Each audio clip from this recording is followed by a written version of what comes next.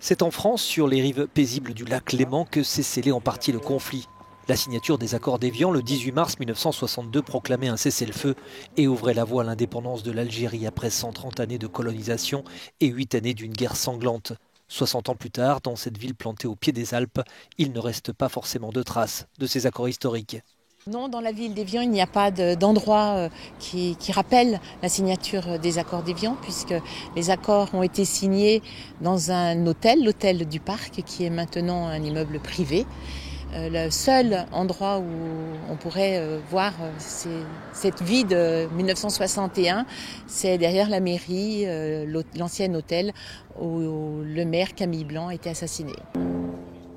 À l'image de cet assassinat du maire d'Évian par l'OAS, l'armée secrète pour le maintien de la France en Algérie, ce cessez-le-feu du 18 mars puis le référendum du 8 avril 1962 instigé par le général de Gaulle n'ont pas suffi à apaiser les tensions. Pour l'OAS, ces accords d'Évian sont un véritable affront. Du côté de l'armée de libération nationale, ce n'est qu'une étape vers l'indépendance de l'Algérie.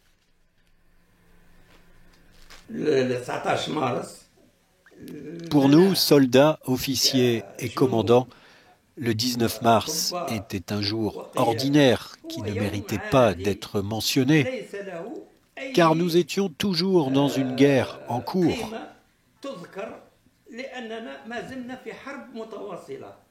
Sauf que les accords ont donné la date du référendum, le 3 juillet, et la date de l'indépendance, le 5 juillet 1962.